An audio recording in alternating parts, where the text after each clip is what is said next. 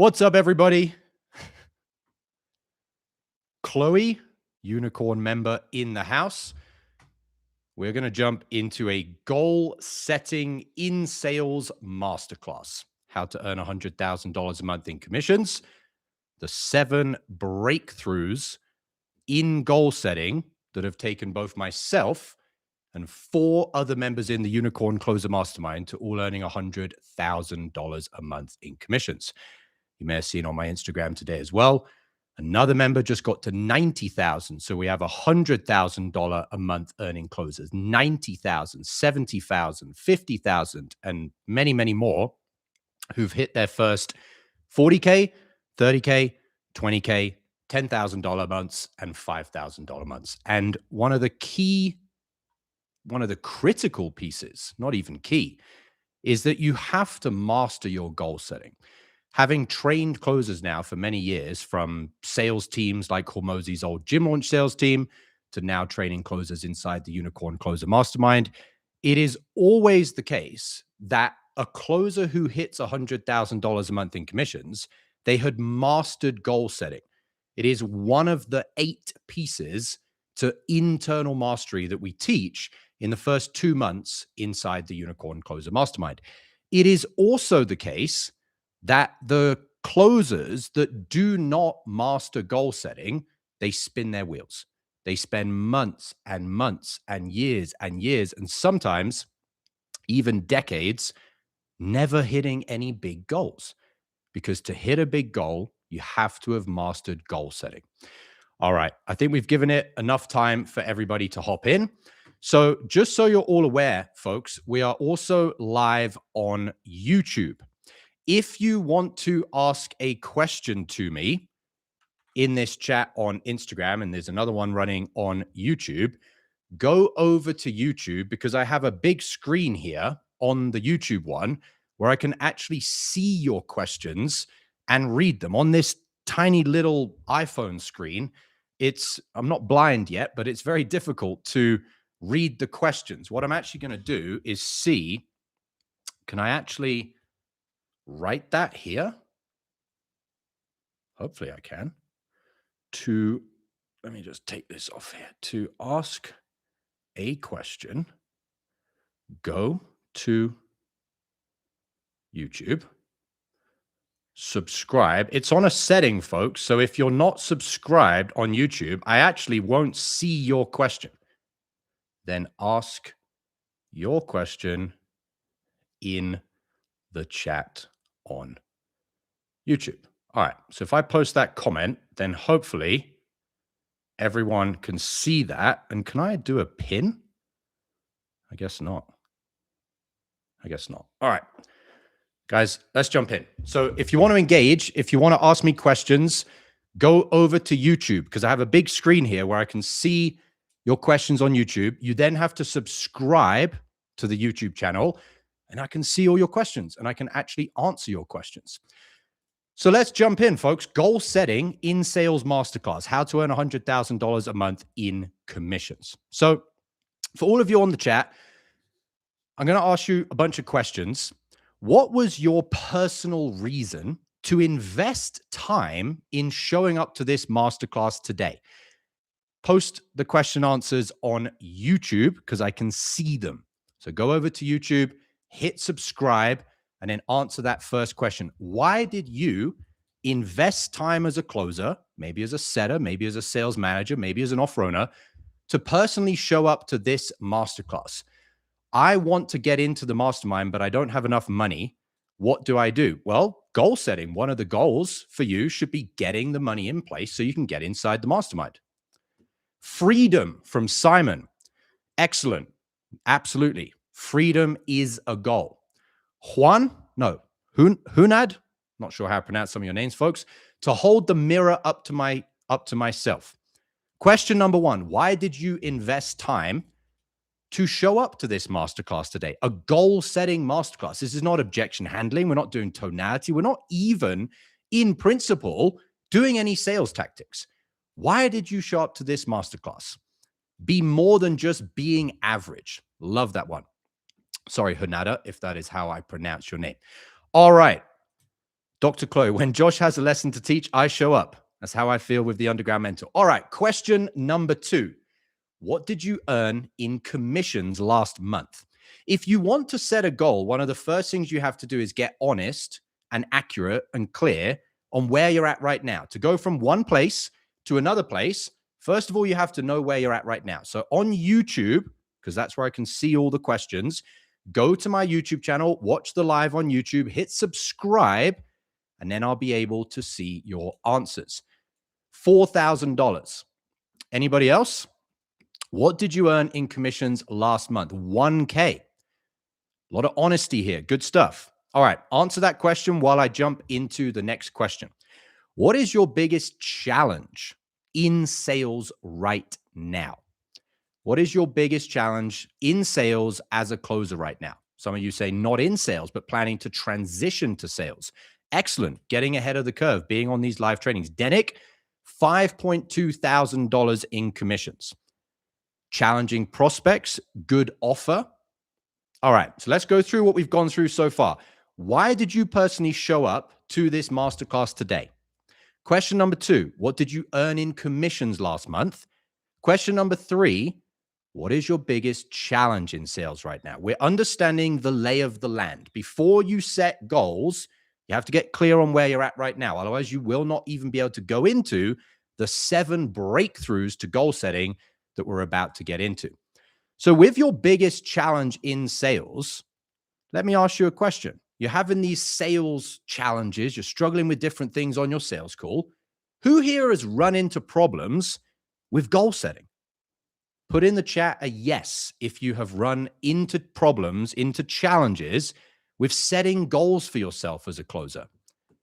Hunad says, biggest challenge is following through on my commitment. So an internal mastery challenge. Folks, if you're new on the live stream, on Instagram, I have a tiny little phone screen. I can barely read your names or your questions. If you would like to engage, if you want to be able to ask me live questions, go over to YouTube. We're live on YouTube as well. I have a big screen where I can see all your questions. I can actually read them. I can respond to them. Go over to YouTube right now. You have to subscribe to my YouTube channel, and then I can see your questions and we can work through goal setting together so that you guys and gals can go to the next level. Hunad says, I've set ambitious, specific goals, which I lose focus on after failing to be on track. Understood. The Fresh JC says, limited beliefs is a huge one. Absolutely. All right. Comment your answers in the chat on YouTube. Let's keep going. So most of you, if you're not earning the money that you would like to be earning, will have run into problems with goal setting. How do I know this? Because I've been training closers long enough to see the closers that earn the real money, they moved past problems with goal setting. The closers that are still stuck, they haven't locked this down. They're still struggling to master goal setting. So how clear are you on your vision? How clear are you on your goals? On a scale of 1 to 10, if you have problems with goal setting, where would you rank yourself right now? 10 being, I've got my goal. It's crystal clear in my mind. I'm laser focused. I'm locked the heck in. Where would you put yourself? 10 being the best, 0 being the worst. Where are you right now with your vision, your clarity on your goals? Comment your answers on YouTube. Hunad, 6. Strahin, blah, blah, blah, blah, blah, blah, blah, blah, blah. 4 out of 10. Anybody else? 5 out of 10 from Denick. No surprise, the same closers, or getting into sales for some of them, that are commenting in the chat are also the ones that are admitting they've got problems with goals. There's no point being on this live, folks, if you're not going to engage, because I want to see your answers, and you should see your answers yourself. My mentor used to call this going on record. Going on record, admitting where you're at right now. 5 out of 10, 7 out of 10. Michael Kennedy, what's up? All right, so we've gone through a bunch of questions. We're coming up to the last question before we get into the 7 breakthroughs for setting goals successfully as a closer so you can earn the money you want to be earning. Question 1 we went through. Why did you personally show up to this masterclass today? Did you just turn up because Josh hasn't gone live before, or did you turn up because you thought, you know what, that is something I need to be on? that live training so I can go to the next level. Question number 2, what did you earn in commissions last month? If you want to get somewhere else, you first have to admit where you're at right now. Question number 3, what's keeping you from earning more money in commissions? What is your biggest challenge or challenges right now in sales? Leadership in calls, closing the deal. Maybe you call it objection handling, getting deeper into the conversation, internal mastery. Your emotions are all over the place. What are your challenges right now? And then connect that with, you got all these challenges live on your sales calls. Have you got challenges with setting goals? Because those two, in my experience with training closers, are always correlated. If you don't earn the money you want and you have challenges on your sales calls, you almost always, if not always, struggle to lock in your goal setting. Thank you, Chloe. I appreciate that. So then we went into the question, how clear is your vision? How clear are your goals? How strong is your vision on a scale of 1 to 10? Not earning much money, usually you're less than a 5 or a 6 in clarity of your vision.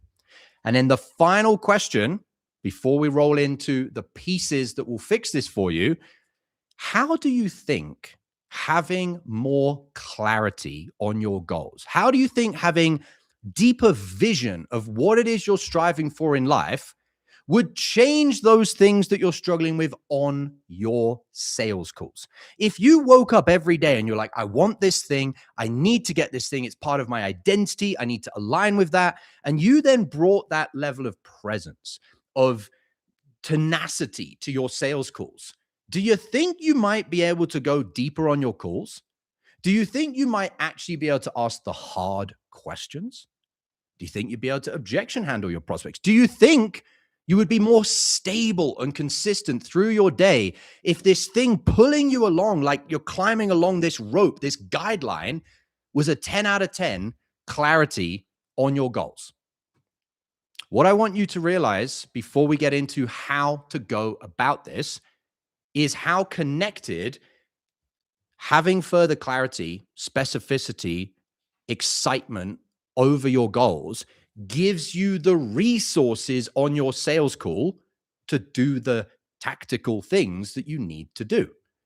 Put in the chat a yes if this makes sense to you. Folks, if you're live on Instagram, I can't see your names. I can't see your questions because it's a tiny iPhone screen. Go over to YouTube. We're live on YouTube as well. I have a huge screen in front of me. I can see all the chat, I can see all your names, can see all your responses. I can engage with you on YouTube. If you're live on Instagram, it's almost impossible for me to do that. Go to YouTube, hit subscribe, and then when you're subscribed to the YouTube channel, I can see you in the chat. All right. Yes, yes, yes, yes. Yep, yep, yep, yep. If you lock in on your goals, when you show up to your sales calls, you have the courage, the conviction, the clarity to be able to do what you need to execute on a call. What we teach inside the Unicorn Closer Mastermind is that you don't have sales problems. You have personal problems that are showing up to your sales calls. And one of those personal problems is you aren't currently in the identity or the state of what we call a rocket ship, someone that is going somewhere in life, someone that is going places, because when that type of person turns up to a call, you're chill, you're present. You don't have to overthink about the questions. You don't feel insecure or incongruent to try and challenge your prospects when you've challenged yourself to lock in on your own vision, on your own determination to go to the next level. Okay, so let's get into the training. By fixing your goal setting, you fix your tactical problems as a closer. All of those problems that you listed out before, the number that you gave yourself out of 10, the amount of money that you earned this month in commissions, all those things aren't where you want them to be. All of those problems in sales come from one thing. There is one solution to all of your issues as a closer: not showing up, not putting in the work, not aligning yourself with a mentor and a community to go to the next level. And the question is, why have you not been doing those things? And the answer is because of a lack of vision and goal setting. If you had the goals, if you had the vision, a 10 out of 10, you would show up. You would put in the work. You would get around closers that are going places so they can help you go to the places that you want to go to. You haven't been doing those things. That is all it's going to take.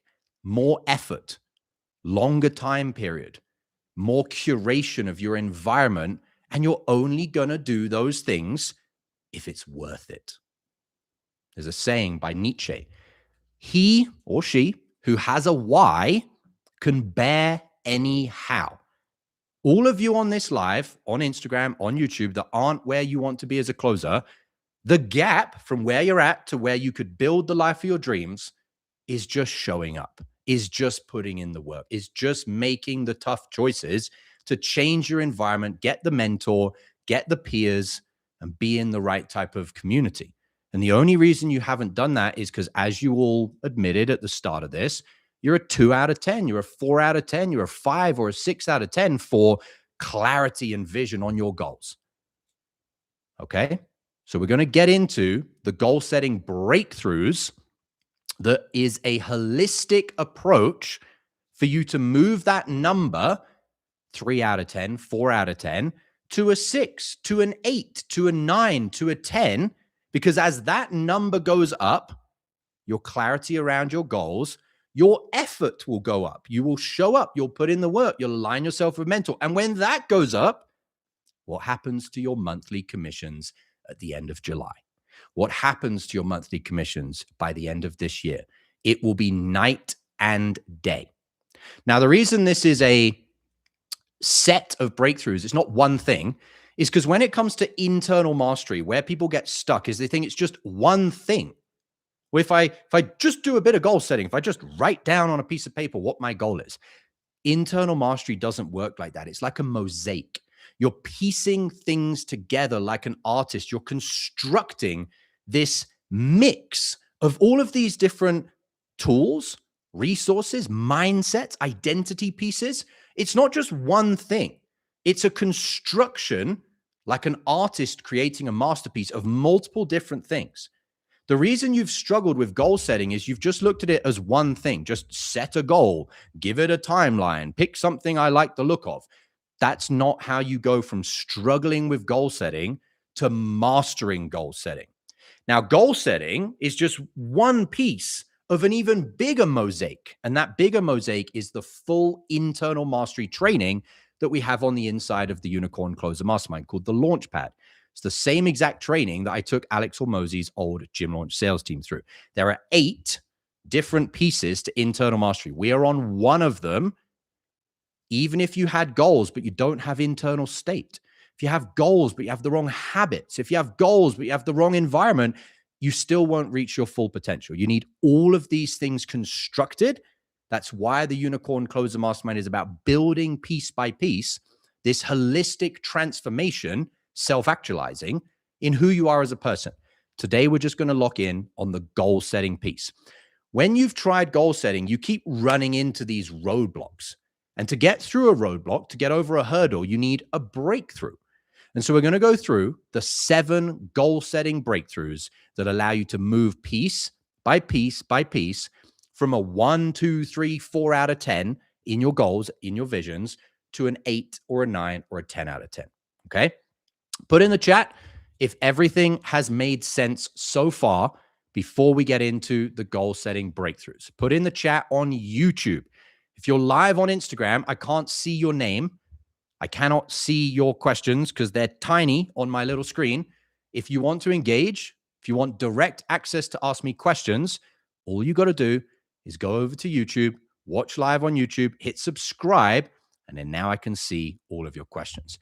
Let's do it. Thumbs up. Let's go. What's up, Yavana? Your personal life problems dictate your sales. Absolutely. All right. Let's jump in to the 7 goal-setting breakthroughs. So we're going to start off easy, folks.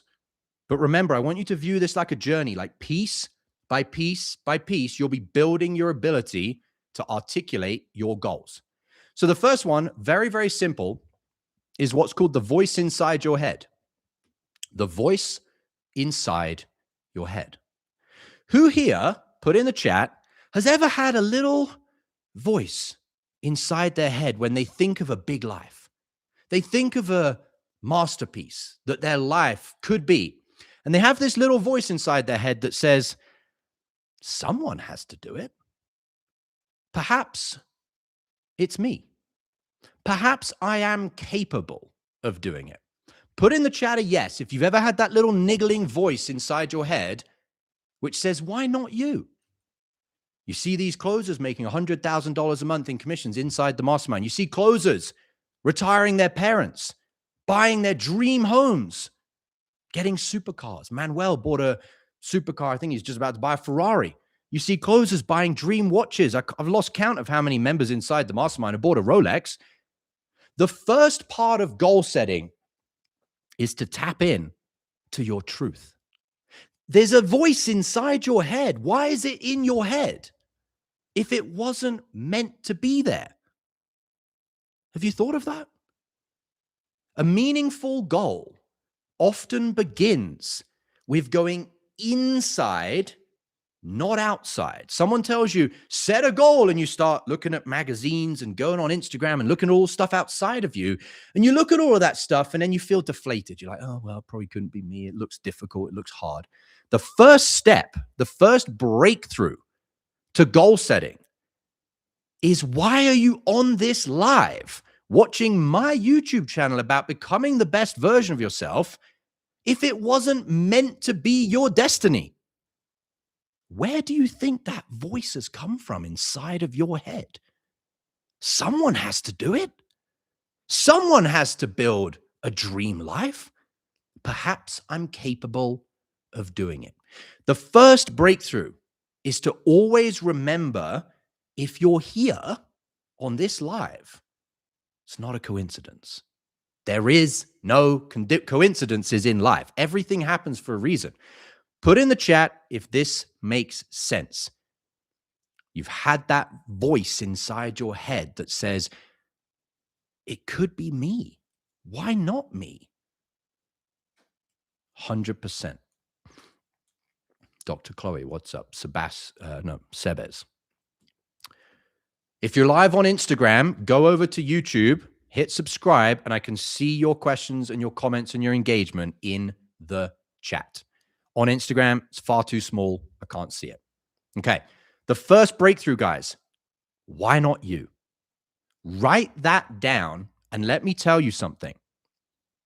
It sounds too simple, but imagine the day when you feel a 2 or a 3 or a 4 out of 10 in your vision for your goals. You've got on this piece of paper in front of you on your desk a question. Why not you? Many, many, many times that is enough to banish the doubt.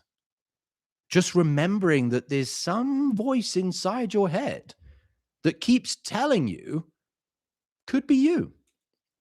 Many times that breakthrough is the starting point. So that's breakthrough number 1. Okay, let's jump into breakthrough number 2. Breakthrough number 2 is, as soon as you have that voice inside your head and you start looking at things, a car, a house, a watch, all of these cool things, you run into the next roadblock. You have to get through breakthrough number 2. The first breakthrough is just getting you moving, which is like, well, why would the voice be inside my head if it wasn't supposed to be there? Then you run into a roadblock, a hurdle. And that roadblock is, as you're looking at all the cool different things that you could have for your goals, something comes up that starts to self-sabotage you. You're afraid of choosing something because something means closing the other doors. A huge reason, after being inspired for even the idea of bigger lives and bigger goals, people can't set a goal because every goal contains a sacrifice. If I choose I'll become a writer, I'm also saying I'll not become every other possible version of myself.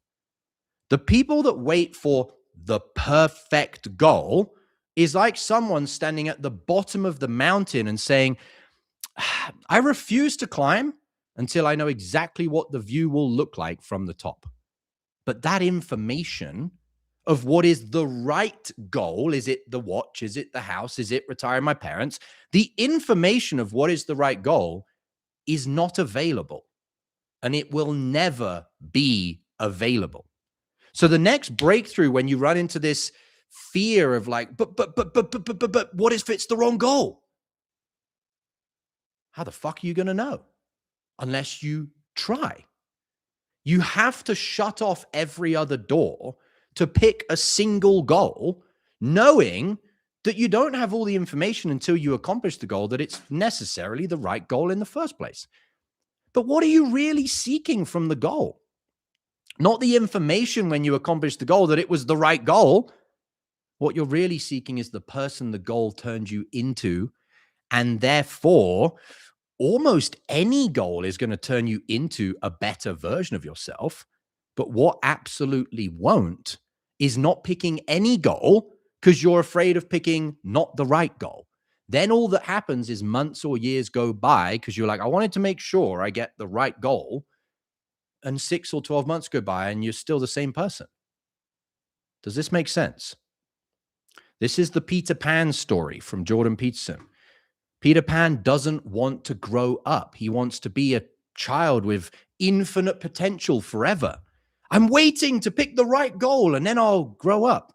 And then suddenly you're 35 and you still haven't achieved anything because you were waiting for the right goal. Does this make sense? Put in the chat a yes if you're still following along. If you're live on Instagram, can't see your questions, can't see your name, go over to YouTube, hit subscribe, comment in the YouTube live. I can see you. I can engage with you. All right, so first one, the voice inside your head. That's the first breakthrough, is to remember it's not there by accident. The second breakthrough is there is going to be a period of sacrifice to pick a goal. You have to break through that by remembering there is never going to be a time when you know the perfect goal until you have hindsight on what the perfect goal was. It really doesn't matter that much which goal you pick, so long as it's not immoral. Just pick one.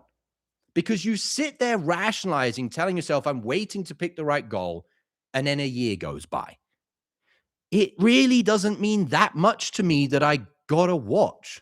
What matters is that during the pursuit of the watch, I didn't spend 6 months with no goal, pursuing nothing, becoming nothing more. I became more and got something. The actual thing doesn't really mean that much necessarily. So the second breakthrough is there is going to be a sacrifice of closing other doors. When you understand this, you know it's just part of the breakthrough. I've got this inspiration to live a bigger life. Shit, I'm not sure which goal to pick. And then you get in this like over analysis paralysis. Just shut all the other doors, pick one, and start moving forward. And do that instantaneously. Don't say, oh, I need a week to pick which door to shut. Because honestly, guys, you end up going back around in a circle and going through all the doors anyway. If you choose the house first, after that, you'll get the watch. If you choose the watch first, after that, you'll get the house. You end up getting them all anyway. It's like a video game. It's like, do I go north first on the map or south first? It's like, well, the whole point of the video game is you cover all the terrain and collect all the gems anyway. Really nerdy example here, guys. But I remember I used to play the little Pokemon games on Game Boy. Imagine at the start of the Pokemon game, if you're like, I don't know if I should pick the blue Pokemon, the red one, or the green one. And you'd sit there for a week being like, well, I don't want to pick the wrong one because, oh man, after I pick it, I can't change it. Then you just sit there without even going through the game and playing the game at all. Remember as a child when you used to play games like that or make decisions, you didn't sit there for a week being like, do I pick the red one, the blue one, or the green one? You're just like, red, and off you go. And it was less than a 20-second decision. Because children aren't afraid of closing those doors because ultimately they're more interested in playing the game than keeping all the potential options open and not even playing the game. Play the game, guys. The breakthrough is you just got to play the game. Okay? So that then brings you to the next roadblock, which is understanding why do you have to close all these doors? Like, why can't I just keep all the doors open? I understand I have to shut the doors, but why? And then you get into this head fuck, this mind virus where you're like, but I'm not really sure about like why can't I just have all the options? Why can't I just have all the options? And that is because you don't necessarily understand the need for a goal in the first place. You think it's a destination. Well, I'm not sure I want to get to that destination and then be afraid that I should have gone to this destination or that destination. A goal is not merely a destination. A goal is a direction that organizes your entire being.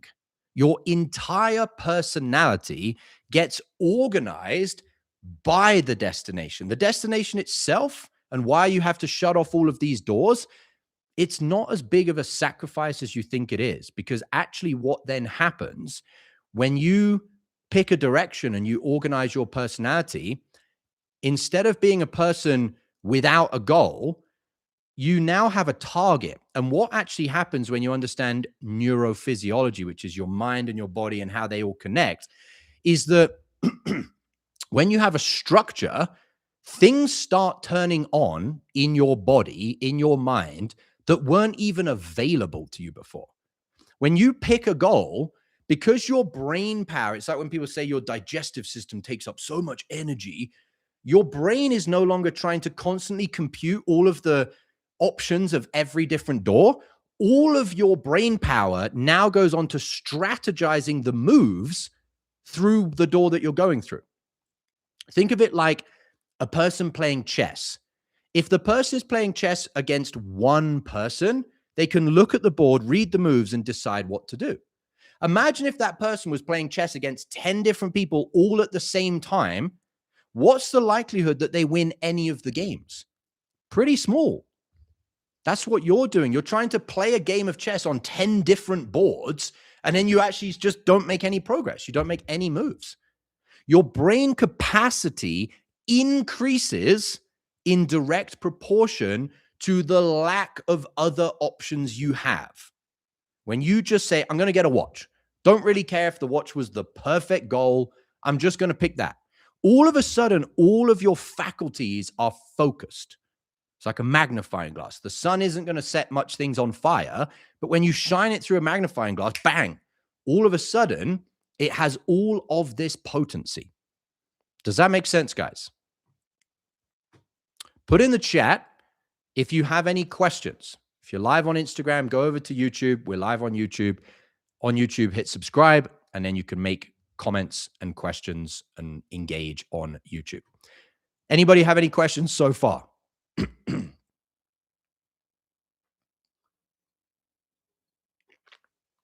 What is one piece of advice you used to give that you no longer believe is true?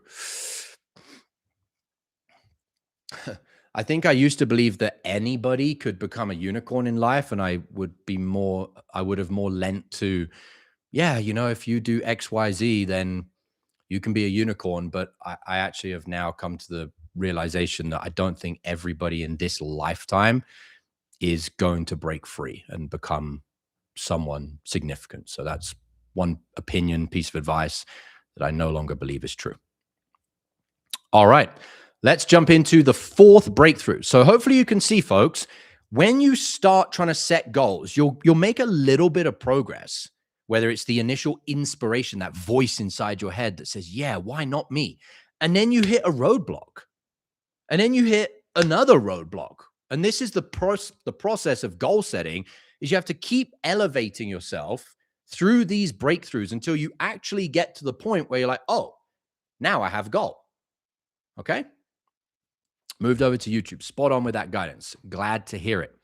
All right. So now you've given yourself a goal. It's not about the destination. It's about organizing your faculties into one mission. And when you have one mission and everything you've got is going into this strategy, the likelihood that you actually achieve success is significantly increased. Okay. But then what happens? You've got all your faculties, everything's going into this one goal, and bang, you hit another roadblock. And that roadblock is you start thinking, okay, but like, what are the things that I would want in my life? And you kind of outsource the things that you think you should want to Instagram. Like, well, look at what everybody else has got. Like, maybe I should just go after what everybody else has got. What successful people do is they don't look for what they should have in terms of like what's the social norm. What high level people do is they begin with a question, and that question is not what do I want? That question is what is broken right now that I no longer can or no longer want to tolerate?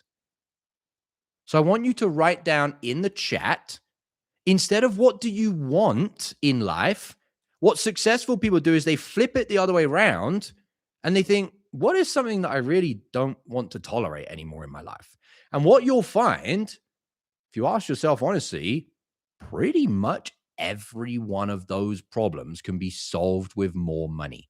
You don't like the people in your life, you don't like your friend group, you think they're all losers, go and pay to join a high level mastermind and you'll find that it's pay to play.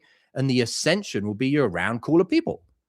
Don't like standing in a line at the airport and being told that you have to go through the airport security scanner and fry all of your, neurons in your body and your brain cells. Fly private. So, Hunad, I don't want to feel like I'm settling for less, but it has to be something specific.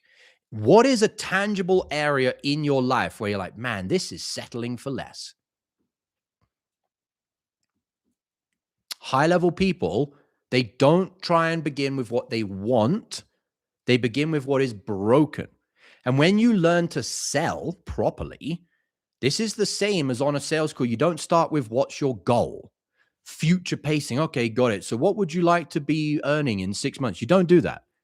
What is your biggest problem right now? What is your biggest challenge right now? You start with problems.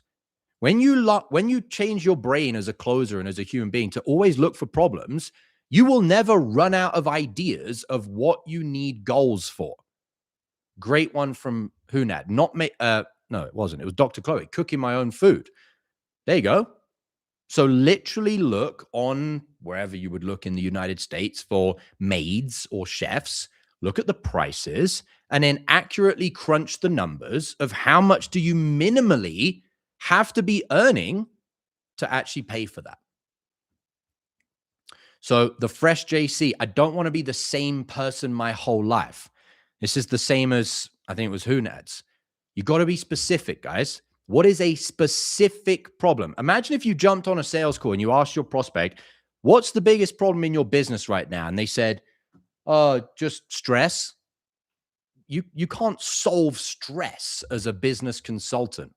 Okay, what is one thing specifically in your business right now that is giving you stress?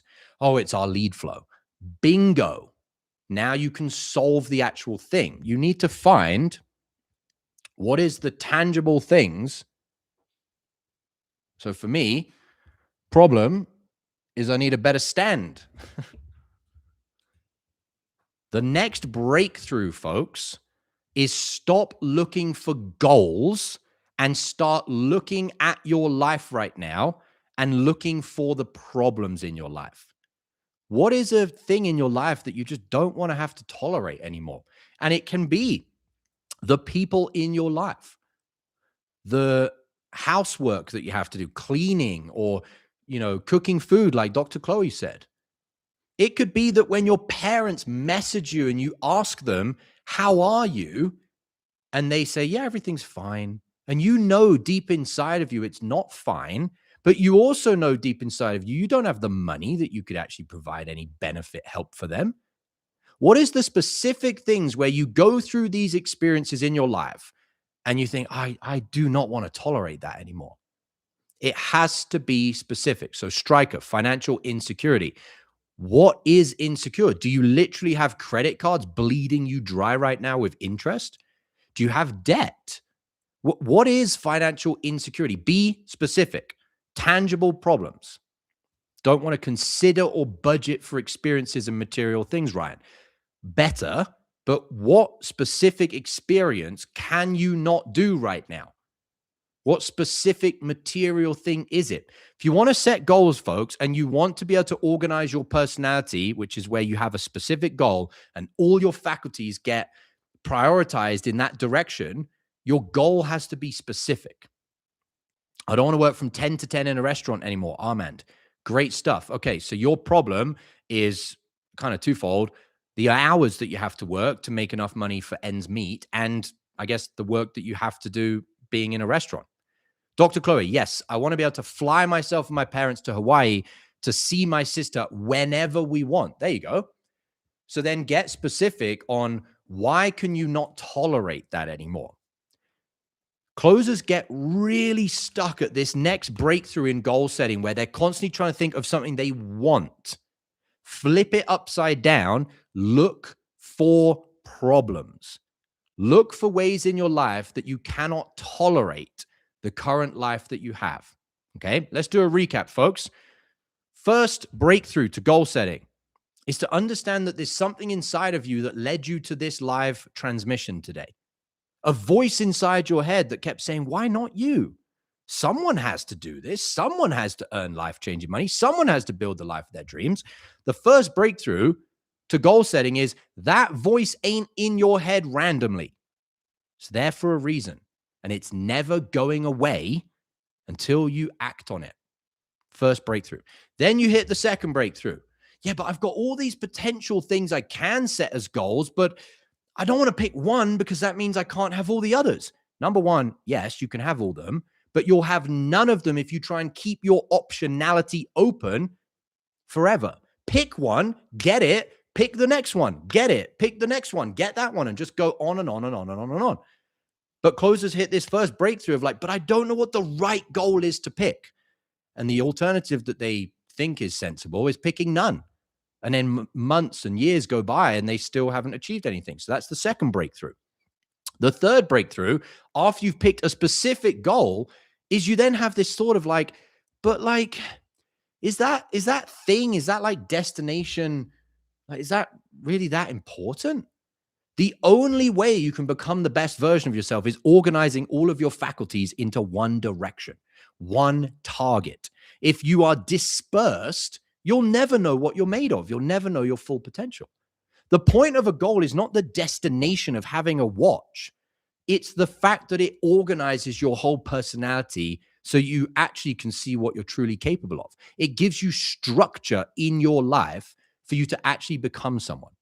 Fourth breakthrough, you then hit this next roadblock and you think, okay, but now I've kind of been looking around at Instagram and what the goals are. And I don't know, man, like I can't really think of anything that I'm that excited for the future of. Okay, flip it upside down, stop looking for goals and look for problems.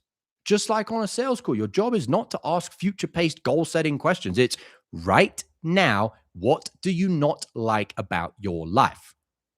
Write those down. Get a piece of paper. Start writing down what all the problems are for you in your life. You won't struggle when you start looking at problems. Oh, I don't like my rucksack. I don't like my laptop slow. I don't like, the noise outside my apartment. It's always so noisy. Oh man, I hate going to airports and having to, put my body through the scanner and, fry my brain cells. Literally write down problems. Don't write down goals initially. Write down the things you can't tolerate. Bang, you move through that breakthrough. Then you hit another roadblock, which is number 5. Number 5 is that you start to lock in on these problems, these goals that you can set, and you think, okay, Dr. Chloe, goal to solve the problem of not being able to take my parents to Hawaii whenever I want.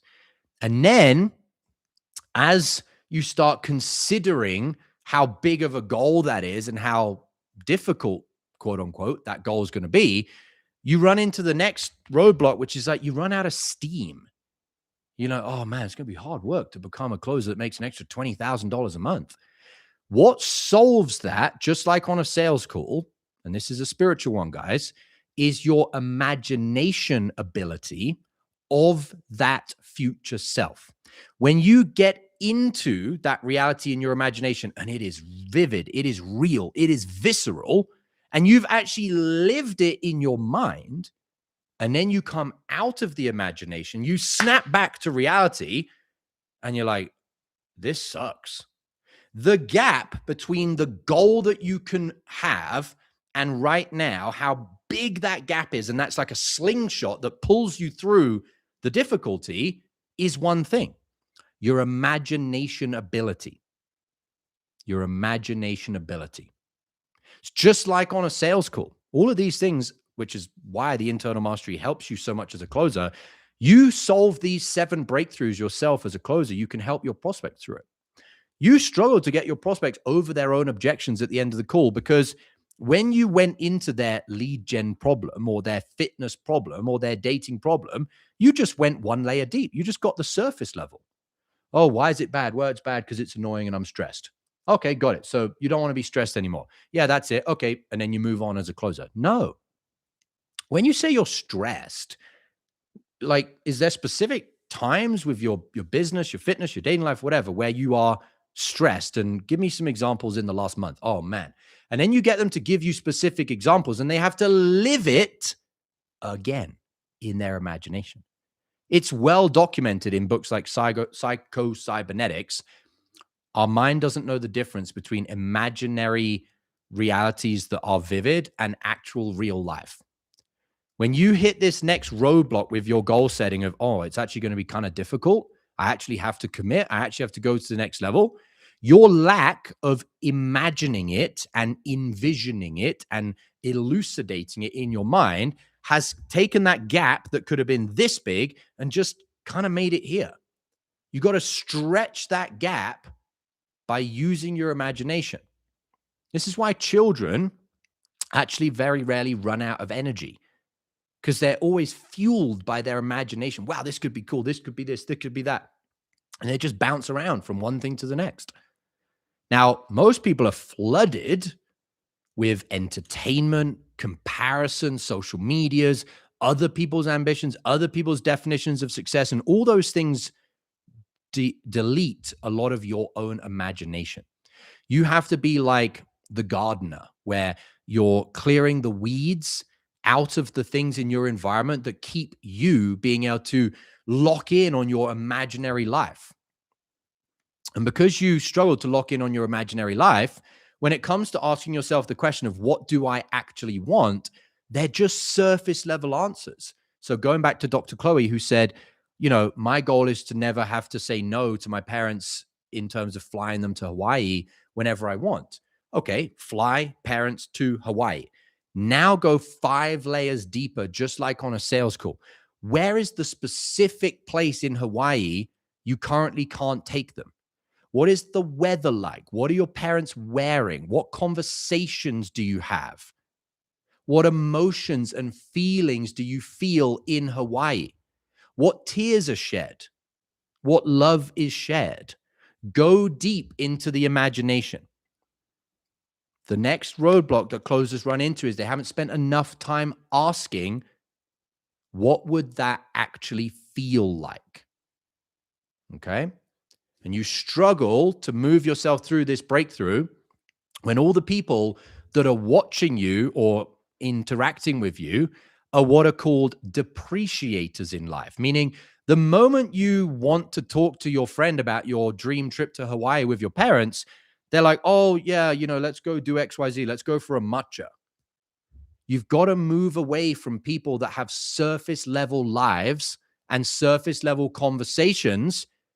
Why?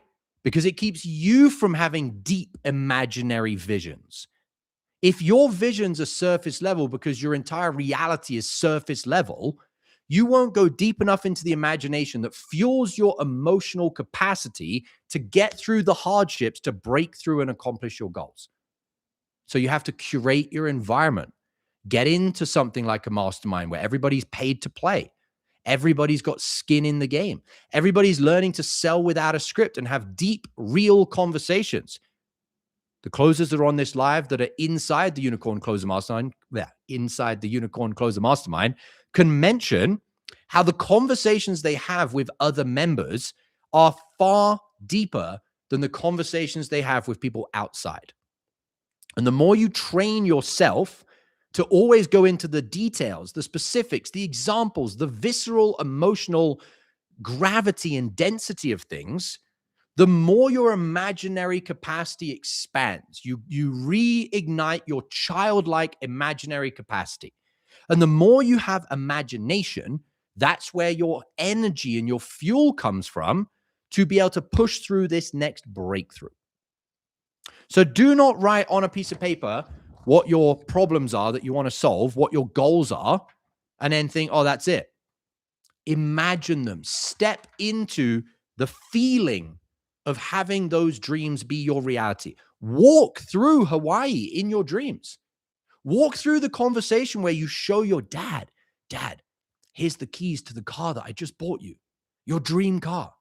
Go through the imagination, and the deeper you entrench yourself into the imagination, the less you'll have problems with, I had a goal, I thought it was going to Hawaii, but then I kind of lost sight of it. So what happens with a lot of closers? They get the inspiration from the voice inside their head and thinking, if not me, then who? They start thinking of some goals. They write them down, little basic goal, or the goals aren't basic, but their articulation of the goals is basic. And then like the goals just kind of like fizzle out. Goals don't fizzle out when you've really imagined them deeply in your mind. Okay? All right. Everyone's still following along. We're on number 5. 5 breakthroughs.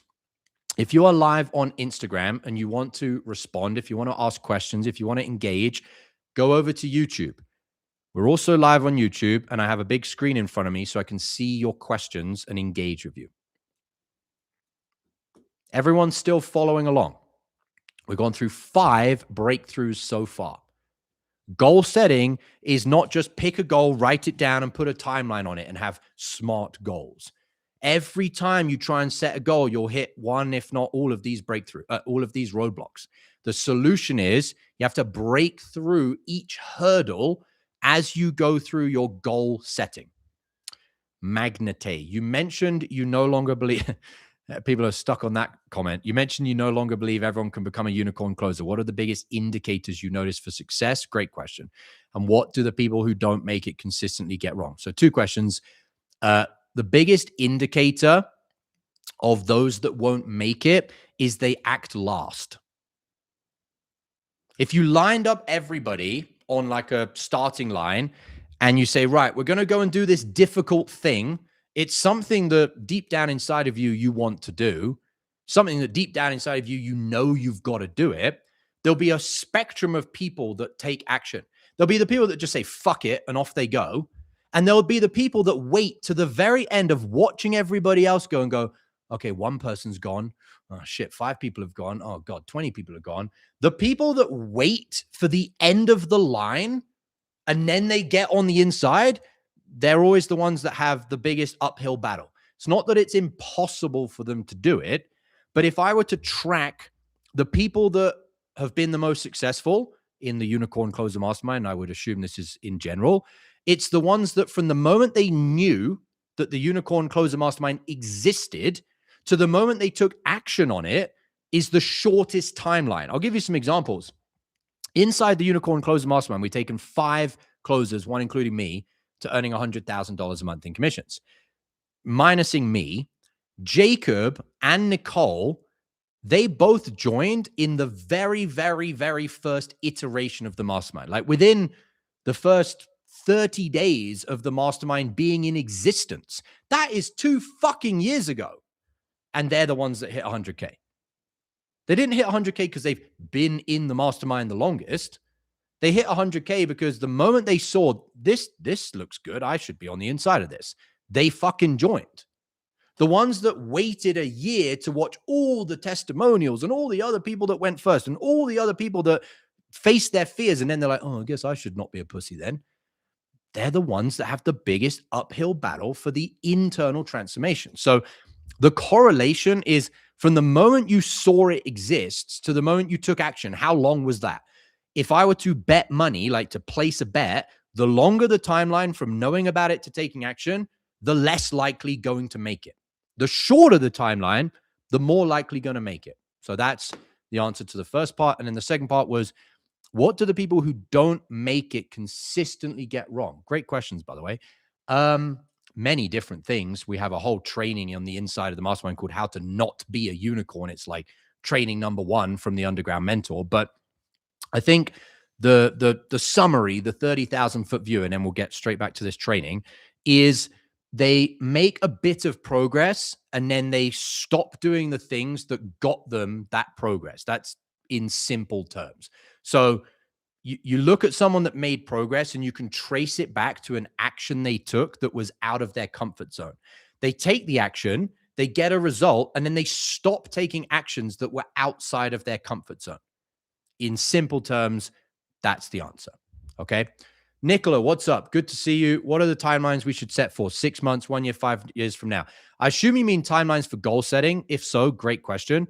The timeline that you should set for goal setting should be 4 to 8 months in my experience. That's the right timeline. If it's less than that, it's not a big enough goal. There's not that much great stuff you can accomplish in 10 weeks. If it's too long, it sounds nice to say, I'm going to have $10 million in the bank in 5 years, but you need something more granular in the here and now. The Lincoln Coaching. What's up, brother? Appreciate that. All right, folks, let's jump into number 6. So we've gone through 5 breakthroughs so far. You've now started to curate your environment around you so that you can channel more imagination. You take the pipe and you deconstrict the resistance to imagining this awesome life that fills you up with this. It's not even a need. It fills you up with this like, oh, I've already lived this. Like, this is just who I am. I've lived it in my imagination. And then when you snap back to the reality outside of your head, when you look around, you're like, oh, that's not what my imagination was. You now have what's called an identity mismatch. There is a disconnect with your identity. You've lived it in your imagination. You now go back to your life and you're like, oh, this isn't me. This isn't the joy that I just felt in my imagination. And then bang, you run into another roadblock. And that roadblock number 6, is now you've gone back. So you went all the way up to your goal in your imagination. You then snapped back to reality. And what happens then is you have the next problem, which is closers have lost contact with their own competence. They've lost contact with their own competence. You snap back to that, oh, I'm not in Hawaii. And you start telling yourself, oh, you know what? Yeah, I don't know really what I want anymore. Most of the time, after you've imagined the dream and you got all excited about it, which, by the way, you wouldn't be able to get excited about it if it wasn't really a thing that you want. Then when you snap back to, oh, shit, I'm not living that life right now, you translate, I don't know what I want, which is actually, I don't believe there's anything I could realistically become that would allow me to accomplish that. The goal just seems like, holy shit, like I loved my imagination. It was so cool. I had a great time in there. Man, like, I don't know, man. I don't know if I can accomplish this. Your imagination, which was breakthrough number 5, shuts down when you start being rational. So first of all, it was irrational. It was just emotional enjoyment, stepping into the excitement of the wish fulfilled. Then your rational brain comes back online and you're like, I don't know if this is realistic. And so because your brain starts thinking it's not necessarily realistic, you say, I don't actually want the goal anymore. Because you think in your head, if I commit to that goal, I'm going to fail. This is called conditions for failure. But you've got to see the mind virus for what it is. What it actually is I currently am telling myself I don't believe I can accomplish it. And then that gets translated into, I don't really have any goals. There's nothing that really excites me. Fuck that. You were just up in your imagination, all excited about your goal. And then you snapped back to, it's better to not set the goal and tell myself I don't want it than to set it and have likelihood of failure, because that would damage your ego. This is spiritual. This is inner work. That would damage your ego more than the cope of, I didn't actually really want that goal anyway. Now, this cope can be very deceptive. This is one of the most deceptive versions of it. Listen to this very carefully. The cope is usually, you know what? That was just materialistic. That was just superficial. That's not really going to provide me sustained, deep happiness. So you know what? I'd have been an idiot if I'd have wanted to go and get that Ferrari or get that watch. Remember, it's not about the Ferrari anyway. It's about you turning online all of your potential, and this just being a outward reflection of the fact that you locked in on something. The cope is contorted into moral superiority, which is, oof, if there's ever a cope, it's, I'm not coping, I'm enlightening myself. No, you're not. You're just telling yourself that you didn't actually want the goal because it was superficial, because deep inside of you, you thought you were going to fail if you actually tried for it. Who here, put in the chat, who here has had that come up? Breakthrough number 6. You had a goal, you got all excited about it. Then you started telling yourself, you know, it's not really a morally superior goal, so actually I don't want the goal. Anyone have that before? Put in the chat on YouTube if you've had that problem before. Julian, does it make sense to join the program if you're not closing in English? Does it make sense to you? We have a number of closers inside the mastermind that don't close in English, not their first language. We call review their calls using a translator called HeyGen. Question is, do you want lack of English being your first language to keep you from earning more money? If not, then you know what you need to do. Armand, yes, I've had it before. Nicola, how do you know your goal is too high or too low? I think by too high, too low, you're referring to if you feel like it's too big of a goal or too small of a goal. It should feel uncomfortable at the current version of you in your mind. But if you imagine, if I was the next level version of me, could I hit it at a stretch? At a stretch, could the next level version of me hit it? Not my absolute best self, because that's 10 years away, 20 years away, a decade, multiple decades away. But could there be a version of me that I could actually become in the next 6 to 8 months that, whilst it would be hard and there's going to be sacrifices, that version of me could hit this? Then you know you're in that sweet spot. Mattias, you're welcome. Isn't this as an example of having the highs or lows?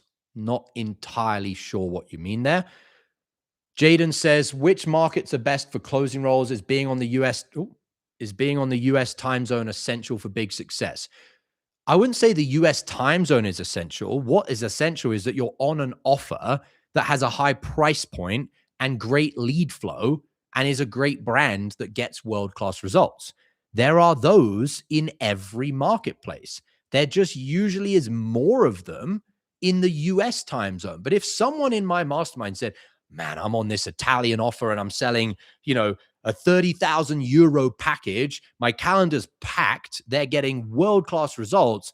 Josh, should I move to the US and go on the US time zone? I'd be like, no, right? It's not about the time zone. It's just there are, as they say, which is why people move to the Western world many times, there are usually more opportunities in certain areas in different locations. If you lived in a location that is economically struggling, there will still be rich people. There'll still be people in different echelons. There's just usually less of them. Okay. All right. So breakthrough number 6, you start thinking about your goal and you run into this breakthrough of, you know what, it's maybe better to just say I didn't have that goal anyway than trying for it and not hitting it. Well, to break through that, you have to realize that a lot of that is coming from the current version of you, meaning you think, I can't even imagine a reality where I hit this because you've repeatedly failed in life. You've been criticized by other people. You've lived passively for so long in your life that you stop generating ambitions because that ambition creates vulnerability for you to repeat a pattern. But the problem is, the longer you do this, the more you breed it, and time is ticking.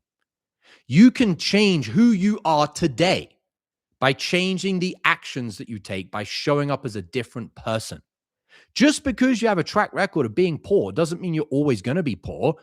It will mean you're always going to be poor if you keep acting as that person. But you can literally decide today, I'm going to be a different person. And then to break through this breakthrough of fear of your own competence or incompetence, you have to say, right now, when I look in the mirror and I know I'm playing small, I'm reinforcing that image in the mirror that I don't trust myself. But what would you do that would build that trust? Would you get on the inside of a mastermind? Would you put the investment on a credit card? Would you have people in your corner that are going places like you? Would you have a mentor in your corner? You have to remember that if you want nothing, you can't fail, but you're already failing at making progress in life, at moving forward, at becoming more. There isn't a reality where you don't set the goal and go for it, and you also don't fail. You fail by omission. You failed because you didn't even try. And remember, urgency. Time is ticking.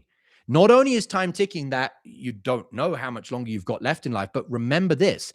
Time is ticking that every day, every week, every month that goes by that you don't actually go for the goal, you're reinforcing the identity that you're incompetent. So every day that goes by, you make it worse for yourself. And so your mind protects itself by saying, I don't know what I want. But underneath, it is just, I don't want to discover that I'm going to fail. Step one, accept the truth. You wouldn't be on this training if you truly were capable of settling in life forever. If that was you, you wouldn't have found my channel. You wouldn't be on this live. You wouldn't be thinking, there's a voice inside my head that says, I can't keep playing small. I can't keep settling. That person inside of you is this higher version of you that says, I can't choose to die, having never found out what I was truly capable of.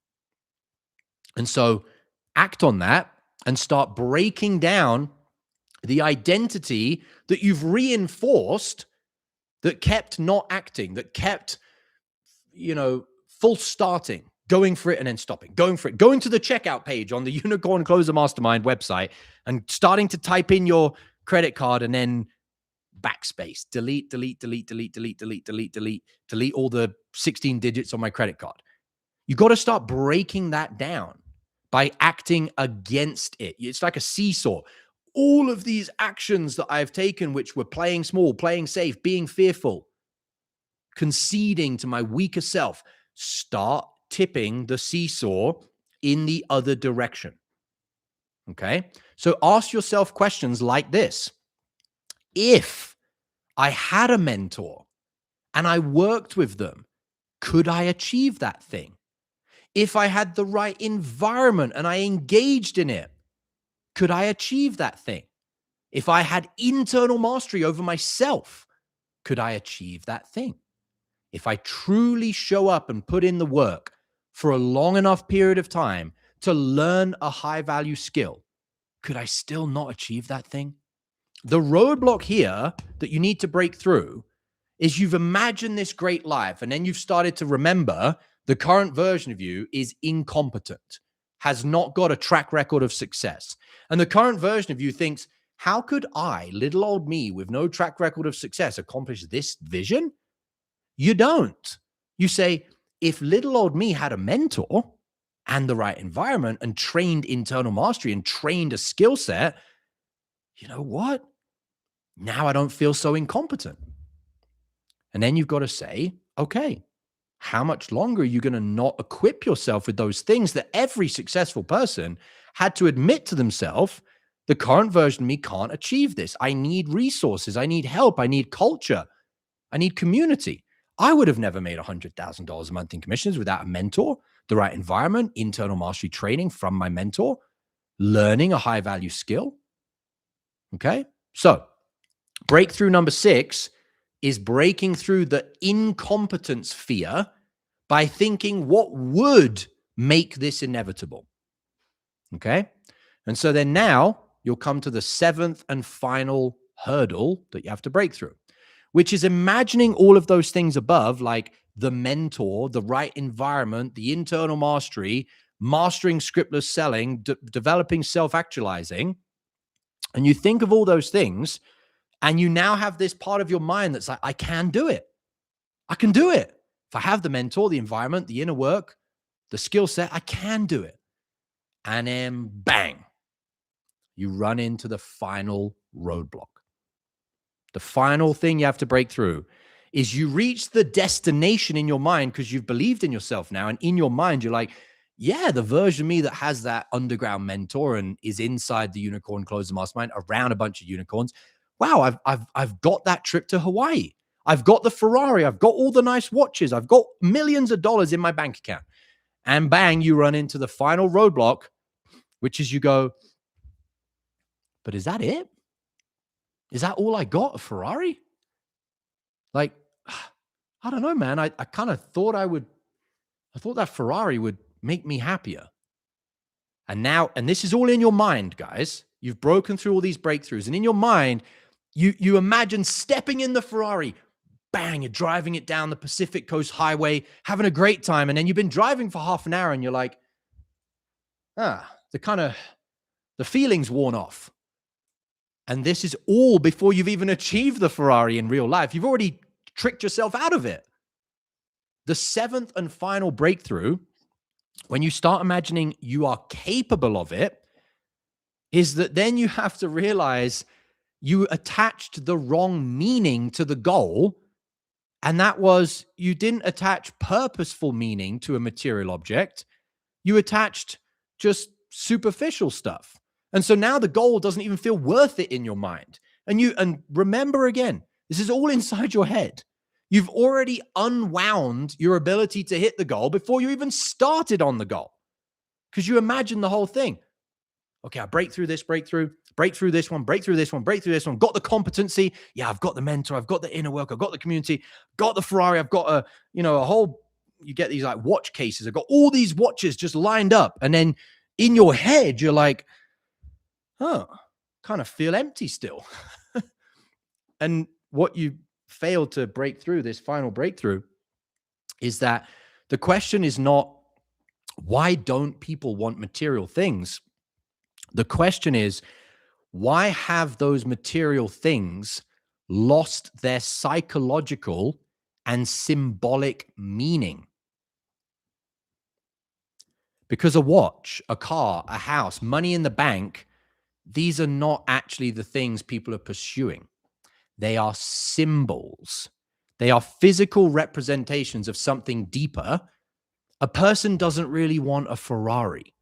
They want evidence that they've become exceptional. They want freedom from limitation to whatever car they could have and buy and want. They want admiration. They want proof that they've succeeded. They want the feeling of someone that can bend reality, someone that has full control over reality. And when you shift in your mind, driving the Ferrari down the highway and getting disappointed that it didn't really give you that much, and you shift that into, this is an expression of who I truly am capable of being, my greatest potential, everything changes. A person doesn't really want $10 million in the bank. They want sovereignty. They want security. They want the ability to protect the people they love, freedom from being controlled, the ability to choose their life. Same with a house. You don't want this luxury house with 16 bedrooms. You want belonging. You want status. You want a place that reflects your identity of excellence. You want a sanctuary that you've built. So when a closer says, you know what, I went through the 6 breakthroughs in my head, I wrote it all out on a piece of paper, and then I got to breakthrough number 7, which was, I imagined having the house, the Ferrari, the car, the watches, all these things. And I was like, I don't know if it's worth it. Is it worth the sacrifice, the investment to get the mentor, to join the community? Is it worth it? Because I don't know, man. I started thinking about it and I didn't really feel like I got that much from the Ferrari. You've got to shift it in your mind. It's not about Ferrari. It's about evidence, proof, freedom, belonging, unlocking your full potential, being someone that can create reality. That's what the thing means. It's not the Ferrari. And so then when you do that, you come to this final point where you realize when you say, I don't really care about a watch or a car, the question you actually have to ask yourself for this final breakthrough is, have you transcended materialism or have you failed to attach meaning to the material object? They're not the same thing. Saying, I don't really want the Ferrari, that's not a solution. That's just a cope that you haven't transcended this final breakthrough, that the material things are symbols. They're representations of who you've become, who you belong to be, who you're capable of being, your ability to mold the world to your command. Okay. So to attach that meaning, you have to go through two things. The first reason that stops closers from doing this is they don't actually claim that desire. Because what happens when they think of the material things like the Ferrari, they have all this guilt and shame that's many times been indoctrinated into you and brainwashed into you. Oh, you want a Ferrari, you're an asshole, you're materialistic. And that outside negativity, those outside mind viruses start growing inside your head. You've been trained by a lot of people in your environment to believe that wanting material success is shallow. And so as you try and break through this final breakthrough, all of these guilts and shames and feelings of I'm a shallow person start coming up. And this is especially the case for ambitious and intelligent people that are often very reflective. They're very introspective. They think deeply about things and they think, I want to make money, but I don't want to be materialistic. And what they've done is they've connected two things that aren't connected. It's not money and materialistic. It's only money and materialistic if the bridge between the two is surface level. If the bridge between the two is not Ferrari and materialism, but freedom, expression of freedom, that's not materialistic. In fact, that is wholly spiritual. Does this make sense, everybody? Put in the chat on YouTube if this makes sense. Excellent stuff. Little Man 109. Journey versus destiny. Journey was the best thing than the destination. It's kind of that, but be careful with this. It's not that the journey was better than the destination. It's that the destination is not the material thing. The destination is the symbol that shows you've been on the destination. They're like a reflection in a mirror. You look in the mirror and you think, oh, I can see my reflection. You look out there in your outside world and you see a Ferrari in the driveway, a 6-bedroom house. You see your parents loving the fact that they're, retired and they don't have any worries and stresses and bills. And those are symbols of your expression of freedom. If you try and think those actual material things will provide you endless satisfaction, they won't. But they'll provide you endless symbolism, that they're like these trinkets, these tokens along the way that you've gone on that journey. Okay. So instead of saying, I want to make money, but I don't want to be materialistic, and then suppressing your desire that was all in your head, the first 6 breakthroughs, before you've even allowed yourself to experience it, you have to change your unconscious associations. Wanting a Lamborghini means you're insecure. Bad association. Wanting luxury means you're egotistical. Wanting money means greed. Wanting status means narcissism. If you don't fix these unconscious associations, the final breakthrough that will hold you back is your unconscious programming of the meaning of these things. And so what your mind does if you get stuck at this final breakthrough is it protects your self-image of, I don't want to be insecure, egotistical, greedful, and narcissistic. I don't actually want those things. No, saying I don't want those things is a cope that instead of understanding the incorrect meanings you've associated to these things, you just say you don't want these things. The question that you have to ask yourself to break through, this is the breakthrough question, is that the only way to view these things? Or, and listen to this, is that a projection of other people? What it means by that projection of other people is my thought that wanting a Lamborghini would make me insecure my thought? Or is that a projection of someone weaker than me?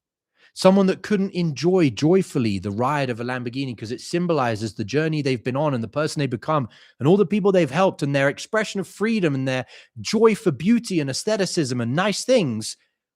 Why can't you have that meaning associated to it? Because it's a projection of someone else that you're caring too much about their ways of viewing things. So the breakthrough question is that the only way to view these things? Egotistical, insecurity, greedful, narcissistic? No. It's just projections of other people. Many people discover they do actually want beautiful things in their life. Space, quality, breadth, and depth, which are really what these symbols represent. A Lamborghini isn't a symbol of materialism. It's a symbol of quality of craftsmanship, probably more a Ferrari. A Bugatti isn't a symbol of egotistical nature. It's a symbol of prestige, that you've become one of the top people in the world. You have to change your associations. Many people discover they do want these beautiful things, and the breakthrough comes when they move past this issue, which is they just don't want the identity that they associate with getting those things. Then change the identity association. And then really where you struggle with this, closers, where you struggle with this, folks, is your community, your environment of people around you. The environment of people around you, going back to appreciators versus depreciators, is that their associations are coming from the lens of people want to see you do well, but just not better than them. Because it shoves in their face where they've been settling, and they're blackmailing. There's another word for it, not blackmailing, but gaslighting.